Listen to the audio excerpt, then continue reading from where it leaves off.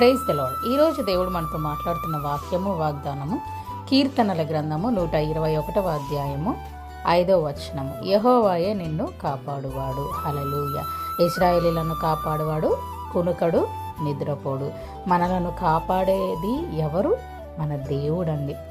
నువ్వు ఎలాంటి సమస్యలో ఉన్నా, నువ్వు ఎలాంటి ఇబ్బందుల్లో ఉన్నా, నీకు ఎలాంటి రోగం వచ్చినా కూడా నిన్ను కాపాడి ఈరోజు సజీవ లెక్కలో ఊపిరి పీల్చుకుంటున్నావంటే కూడా అది కేవలం ఆయన మహా గొప్ప కృప. ఆయన కృపను బట్టి మనకు దేవుడు వాక్యంలో సెలవిచ్చాడేమని, మరి మన చుట్టూ దూతలని కావలిగా ఉంచుతాడంట, కంచగా ఉంచుతాడంట.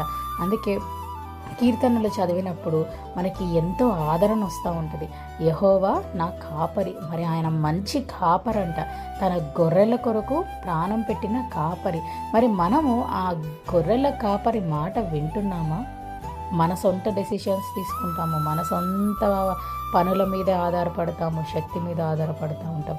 కానీ ఈరోజు వాక్యం సెలవిస్తుంది ఆయన మనలను కాపాడే దేవుడంట. అందుకే మరి goodness and mercy shell follow all the days of our life అని ఉంటుంది. క్షేమము కృపనే ఉంటుందంట. మనం బ్రతికే దినములన్నీ కూడా కృపా క్షేమమే. అందుకే మనం సజీవ లెక్కలో ఉన్నాం.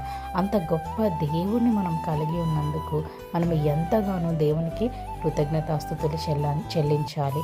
ఈరోజు నిన్ను కాపాడుతున్న దేవుడు నీ సమస్యలన్నింటినీ కూడా తీర్చేశాడు. నీకున్న ఇబ్బందులన్నిటి నుంచి నేను తప్పించేశాడు. నీ రోగాలన్నిటి నుంచి నేను విడిపించి స్వస్థత ఇచ్చేశాడు. అది మనం ఎప్పుడైతే నమ్ముతామో ఆ సత్యము మనలను స్వతంత్రులుగా చేస్తుంది. May the Lord bless you and give you peace. Have a fruitful day.